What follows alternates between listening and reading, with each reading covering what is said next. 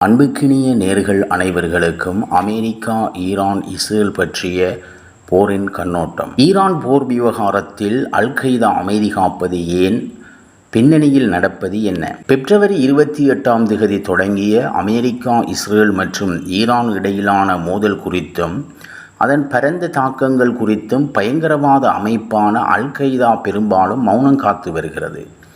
இந்த மௌனம் வழக்கத்துக்கு மாறானது என கூறப்படுகின்றது. கடந்த காலங்களில் மத்திய கிழக்கில் நிகழும் முக்கிய நிகழ்வுகளுக்கு அல்-கய்தாவும் அதனுடன் தொடர்புடைய குழுக்களும் வழக்கமாக எதிர்வினையாற்றி வந்துள்ளன. குறிப்பாக தற்போதைய சூழலில் நிகழ்வது போல இத்தகைய மோதல் ஜிஹாதி குழுக்களுக்கிடையிலே பரவலாக விவாதிக்கப்படும் நிலையில் அவை அறிக்கைகளை வெளியிடுவதும் வழக்கமாக நடக்கிறது. இந்த ஆண்டில் அல்-கய்தாவின் மையத் தலைமையிடம் இருந்து ஒரே ஒரு அறிக்கை மட்டுமே வெளியானது. அதுவும் பிப்ரவரி 4 வெளியானது.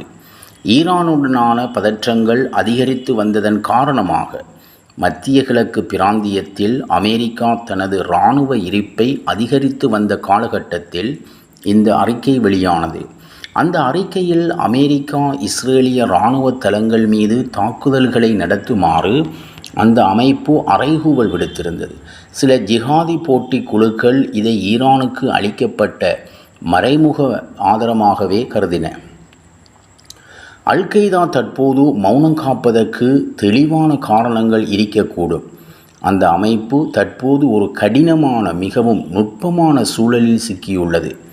அந்த அமைப்பின் தலைவர் சைஃப் அல்-அட்டேல் தனது நெருங்கிய கூட்டாளிகள் சிலருடன் இணைந்து ஈரானில் வசித்து வருவதாக தகவல்கள் தெரிவிக்கின்றன.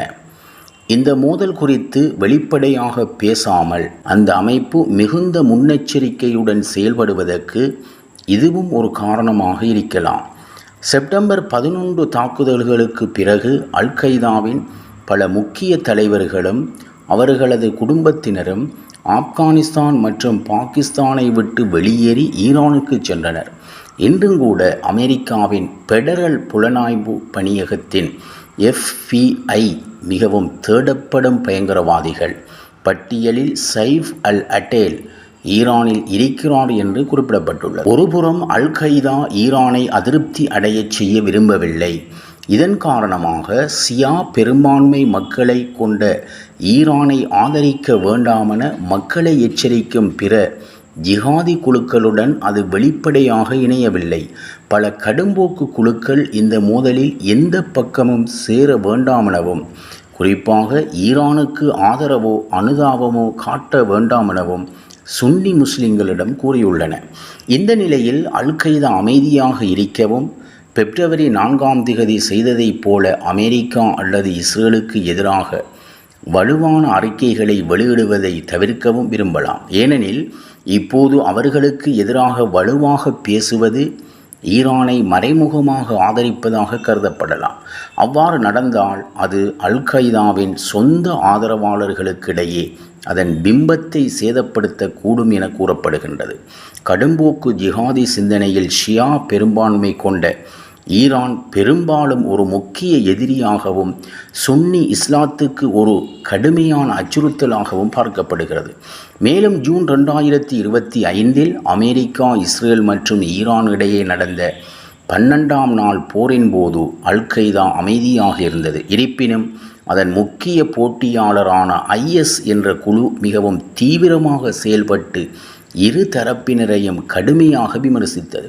பிப்ரவரி 4 அன்று IS அமைப்பு அல்-கய்தா ஈரானின் ஒரு கருவியாக அல்லது பகடக்காயாக மாறி வருவதாக கூறுவதற்கு அமெரிக்காவுக்கு எதிரான ஜிஹாத்துக்கான அல்-கய்தாவின் அழைப்பை ஆதாரமாக பயன்படுத்துகிறது. இந்த தலைமைகளில் நிலவும் அமைதியான பின்னணியின் காரணம் என்ன என யோசிக்கும் பொழுது, ஈரான் மோதல் விவகாரத்தில் அல்-கய்தா கடைபிடிக்கும் மௌனமானது மற்றொரு பிரச்சினையுடன் தொடர்பாக உள்ளது. அந்த அமைப்பை யார் வழிநடத்துகிறார் என்பது குறித்த விஷயத்தில் அது நீண்ட காலமாக கடைபிடித்து வரும் மௌனமாகும். ஜூலை 2022 முதல் அல்-கய்தா வெளியிடும் பொது அறிக்கைகள் எதிலும் எந்தவொரு தலைவரின் பெயரும் குறிப்பிடப்படுவதில்லை. ஆப்கானிஸ்தானின் தலைநகரான காபூலில் அந்த அமைப்பின் தலைவர் ஐமான் அல் ஜவாஹிரியை தாங்கள் கொன்றுவிட்டதாக அமெரிக்கா அறிவித்த பின்னரே இந்த நடைமுறை தொடங்கியது. அந்நேரத்தில் அந்த அமைப்பின் துணைத் தலைவரான எகிப்தை சேர்ந்த சைஃப் அல் அடல் புதிய தலைவராக பொறுப்பேற்று கொண்டதாக ஆரம்பகட்ட செய்திகள் வெளியாயின. இருப்பினும் அல்-கய்தா இந்த அதிகாரபூர்வமாக ஒருபோதும் உறுதி செய்யவோ அல்லது மறுக்கவோ இல்லை. அப்படி இருந்தும் ஜிஹாதிய வட்டாரங்களில் அல்-கய்தாவின் ஆதரவாளர்கள் உட்பட பெரும்பாலானோர் அல் ஜவாஹிர் இறந்துவிட்டதாகவும் அல் அடேல் பொறுப்பேற்று கொண்டதாகவும் நம்புகின்றனர். தனது கூட்டாளியாக கருதப்படும் தாலிபான் அமைப்பை ஓர் இக்கட்டான சூழலில் சிக்க வைக்க அல்-கய்தா விரும்பாதது இந்த மௌனத்துக்கு ஒரு காரணமாக இருக்கலாம்.